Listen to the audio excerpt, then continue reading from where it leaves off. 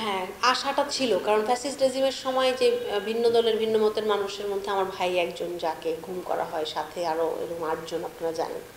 এরকম পরে ঢাকার বাইরের বাংলাদেশের এরকম আমরা হাজারো পরিবার এখন একসাথে, সবাই কিন্তু আমার ভাইয়ের, আমার মা, আমরা, আমার পরিবার, আমার ভাবিরা, ভাইয়ের সন্তানেরা, ওরা সবাই কিন্তু আশা করলাম যে হাসিনা চলে গেলে হয়তো মানে কোনো সেলে বা কোথাও আমরা খুঁজে পাবো, কারণ ওনারা তো ক্রিমিনাল না, ওনাদেরকে কেন মেরে ফেলা হবে বা কেন রাজনৈতিক। আর রাজনীতি করার জন্য আপনি ইলিগালি উঠায় নিয়ে যে এরকম বলপূর্বক গুম করবেন, আর এরকম সিক্রেট ডিটেনশন সেলে, আন্ডারগ্রাউন্ড সেলে রাখবেন, এই যে টর্চারের নমুনা আমরা শুনতে পাচ্ছি, এরকম ব্রুটাল টর্চার করা, মানে এইভাবে করে রাখা, এটা হইতেই পারে না, কোনোভাবেই মানা যায় না। তো সেইখান থেকে আশা ছিল যে 5ই আগস্ট, এই জন্যই কিন্তু আমরা ডিজিএফের সামনে দাঁড়াই, মানে মানুষগুলোকে যেন ছেড়ে দেয়। আমাদের সন্তানরা কিন্তু ওই যে জানেন যে ঘরের মধ্যে ওরা বিছানা রেডি করে যায় যে বাবাকে ফেরত আসলে তারা একসাথে সাথে নিয়ে বাসায় আসবে। সেখান থেকে আমার মাকে আমরা এখন উত্তর দিতে পারি না যে তার সন্তান কই। তো আমার প্রতিদিনই আমাদের সামনে আসলে যে কি কাজ হচ্ছে, কি করো, কারণ উনি তাহাজ্জুদ পড়ার পরে প্রতি রাতে গেট খুলে দেখে কেউ কি দরজার বাইরে কাউকে ফেলে রেখে গেছে কিনা। এটা আপনি একজন মাকে কি উত্তর দেবেন রাষ্ট্র দায়িত্ব নিয়ে? এখন তো রাষ্ট্র দায়িত্ব নিয়ে বলা উচিত না যে এই মানুষগুলো কোথায় আসলে, আর মানুষের সংখ্যাটা তো কম না, অনেক। আপনার গুমের যেই কমিশনের তালিকা অনুযায়ী কিন্তু ওরা আবেদন পেয়েছে প্রায় 1700-র বেশি। 1700-র বেশির মধ্যে 200-250 মানুষ হবে যাদের একদম কোনো তথ্যই নেই, ভাইদের মতো, আমার ভাইদের মতো। বাকি যারা হয়তো অনেক সময় ছিল, কম সময় ছিল, ফেরত এসছে, ওদেরকে মিথ্যা মামলায় জেলে যেতে হয়েছে, বা জীবিত ফেরত এসছে, আর ওরা ওরা হচ্ছে নিজেরাই উইটনেস যে এইগুলো হচ্ছে ওরা প্রডিউস করেছে, বাট ওই টর্চারের শিকার হয়েছে এবং বলতে পারে যে কোথায় কোথায় ছিল।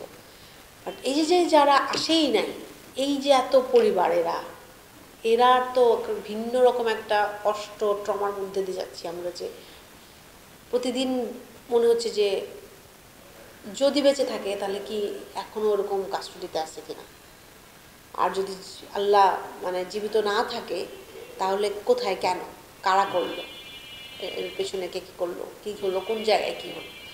এই জিনিসগুলো খুব মানে ওপেনভাবে প্রত্যেকটা রাষ্ট্রীয় দায়িত্বে আসলে প্রত্যেকটা পরিবারকে জানানো উচিত। সেটা অবশ্যই করা উচিত। আদারওয়াইজ কিন্তু আমাদের মনে হচ্ছে যে আমরা অনেক বেশি দূরে চলে যাচ্ছি বিচারের জায়গা থেকে, এভিডেন্সের জায়গা থেকে, এই সব জায়গায়, যেটা সবচেয়ে প্রথম প্রায়োরিটি হওয়ার কথা। এই সরকার থেকে আসলে এই স্পিরিটের থেকে এই সরকার যে জনগণের জুলাই আপরাইজিং হলো, এর আগে বিগত 15 বছরের সময় যত হত্যাকাণ্ড, গুম খুন, মানে বাকি যত হিউম্যান রাইটস ভায়োলেশন হলো, আপনারা জানেন শাপলা চত্বর থেকে শুরু করে বিডিআর পিলখানা থেকে শুরু করে গুমের এই হাজারো ঘটনা, বিচার বহির্ভূত হত্যাকাণ্ডের ঘটনা, তো এই যে সব হিউম্যান রাইটস ভায়োলেশন শেষে জুলাই 2000-এরও বেশি ছাত্র জনতার আত্মহত্যার পরে আমরা জীবনের বিনিময়ে আমরা কিন্তু এখানে দাঁড়িয়ে। প্রথম ও প্রধান প্রায়োরিটি হওয়ার কথা উচিত ছিল যে এত যে হিউম্যান রাইটস ভায়োলেশনগুলো, সেগুলোকে প্রায়োরিটি করে ওটাকে বিচারের আওতায় আনা। আমরা কি সেই জায়গায় কিনা? আপনারা কি এখনও কোনো একটা পরিবারের তথ্য পেয়েছেন কি না যে তাকে আইডেন্টিফাই করা হয়েছে, তার সাথে কি হয়েছিল? কোনো অ্যারেস্ট ওয়ারেন্ট দিলে এখনও কি আমরা কাউকে অ্যারেস্ট করতে পারলাম কি না? কার মদদে, কীভাবে এখনও পর্যন্ত বর্ডার ক্রস করে মানুষগুলো চলে যাচ্ছে, যাদের এগেনস্টে অ্যালিগেশন, যাদের এগেনস্টে অ্যারেস্ট ওয়ারেন্ট দেওয়া হচ্ছে?